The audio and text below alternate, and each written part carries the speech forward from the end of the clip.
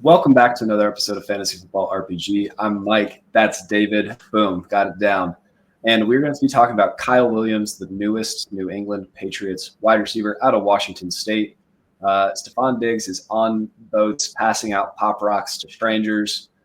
But let's talk about exactly what the newest addition to the team looks like. David, I'm just going to let you talk about anything you want to talk about with Kyle Williams. You're a resident Pats fan. You know this team better than anyone else.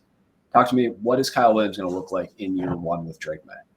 So Kyle Williams has a really great opportunity in front of him, even before Stephon Diggs started making friends with what I'm sure is a completely legalized substance. Of course.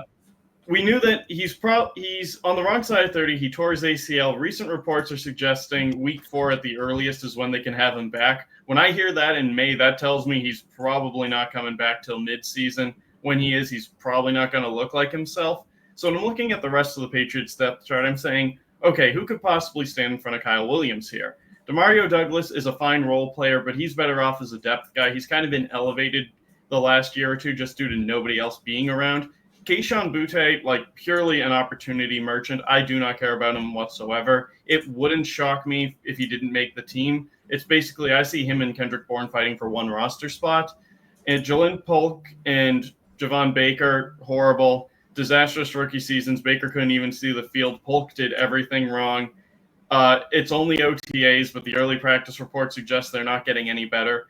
So Kyle Williams, all he has to do is be okay to see the field. And I think he's more than okay. He's a senior, which not the biggest fan of that, but everything else about him really fits well with what the Patriots like to do. He's great after the catch. He can separate really well. That's a good combination for a quarterback like Drake May, who's probably going to need to get the ball out pretty fast because the offensive line is better, but I wouldn't call it good by any stretch of the imagination. And he's good after the catch, which May's very accurate, especially in the intermediate long parts of the field. There's going to be yak opportunity for him, especially when May has to extend the play. So I think there's going to be a pretty natural development there. I think the skill sets mesh very well together. So there's a real opportunity for him to be a fantasy relevant piece early. Is he going to be the wide receiver 1? Definitely not.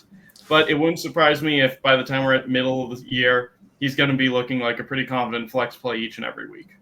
Yeah, I think what's cool about this is that you can get a flex play with pretty high upside. Like Williams' best skill set is releasing early, getting down the field quickly, and tracking the ball. I don't know if Drake May's ever played with a receiver like that. Like watching him at UNC, it was awful. Watching him this past year, I mean, was there anyone on the Patriots that could actually get open deep? Not really, no.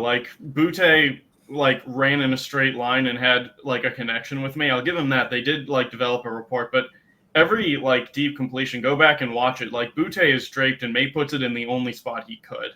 Yep. So now he gets plenty of space to work with, a deep target. And this is as the wide receiver 48, 128 overall. He's going somewhere in the mid to late second round of your rookie drafts. How do you feel about that price right now?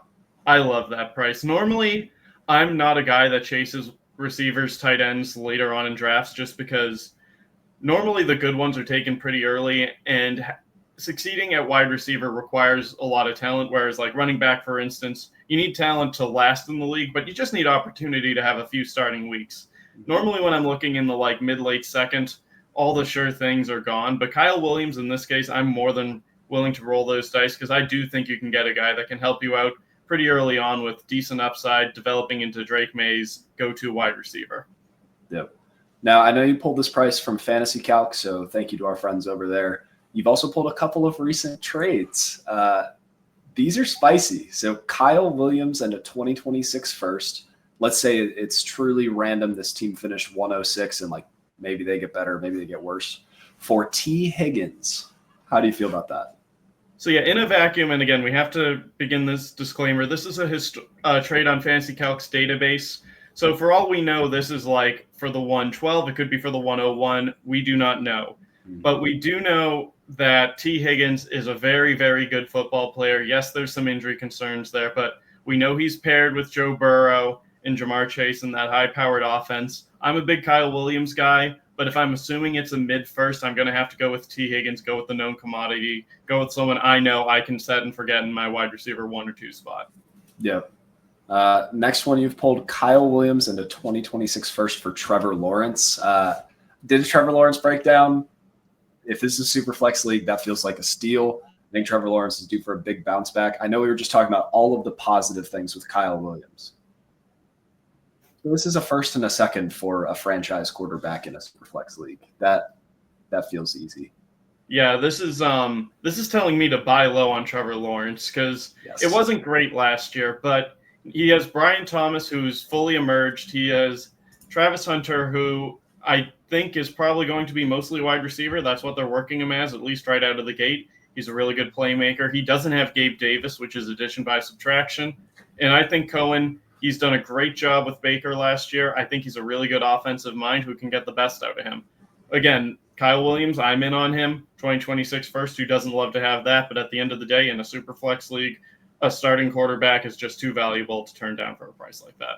Yep, that's a starting quarterback who already signed an extension. So he's stuck in Jacksonville for at least, 3-4 years until they can get out of it. He's a starting quarterback for 4 years. Yeah. Even if like Jacksonville finds a way out of it, he's one of the 32 best quarterbacks in the league. Even the version we saw last year, he'll be starting somewhere. Yep. Kyle Williams for Bashaw Tootin. I'm a Virginia Tech alumni. I love Tootin. That they're in the same tier for rookie drafts for me. Do you feel differently about that? Yeah, it depends on your team fit. Anyone that's been listening to the podcast for a while knows I'm more of a Bigsby guy in that backfield. It wouldn't surprise me if Tootin starts. I fully acknowledge it's a toss-up. So, yeah, I'd probably lean Tootin, but I really don't have a hard opinion one way or the other. That's a very fair trade. Just draft them in the right order next time, guys. Don't trade right after your rookie draft. That was probably like the 209 for the 210, just straight up. And then the last one, Kyle Williams for Jacoby Myers, the only good Patriots wide receiver for about 6 years. How do you feel about that? I think from a competing standpoint, I would rather have Myers. I think he's going to have a pretty big year here. But if you are a rebuilder and you want to take on a little more risk, but with way more upside, Kyle Williams makes a ton of sense. Yeah, well said. Again, we don't know the context of the teams making these trades, but I do have to assume whoever was getting Myers it's a pretty deep league, and they say, hey, I need someone I can put in my flex spot. Give me an extra 2 to 3 points a week versus the other guy, just enough to get me over this tough competition. Kyle Williams might not do that right away, and chances are whoever is getting Williams is saying, hey, we're blowing this thing up. We need to get younger. We need to build. This is a very fair trade for both teams, assuming it's that type of build. Yeah, they're just two teams moving in opposite directions, and that's okay. But if Williams hits, it's going to look really silly in a year. Mm-hmm.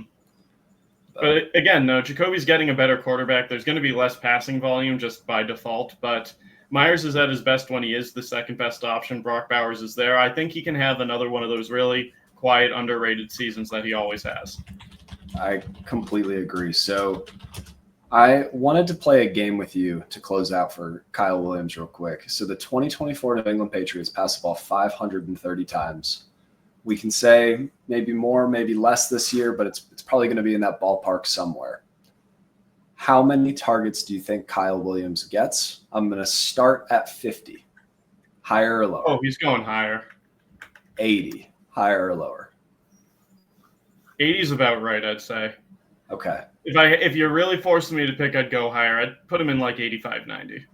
I think the line should be somewhere around 80, 85. And this is the kind of guy, if you don't believe in him, you draft him now, you wait for a spike week because his skill set is one of those ones that's really exciting for big plays deep down the field, and he's going to have a couple of touchdown spikes at some point. If you don't believe, cash out then, get a little bit of an increase, or you hold and you let him grow with Drake May, which sounds fun to me. Any other thoughts on Kyle Williams?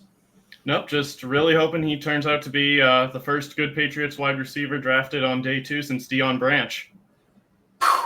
It's been a while, but yeah, Edelman's really breaking up that streak of like no good wide receivers drafted at all, and that's 2009. Oh, brother. And he was a quarterback.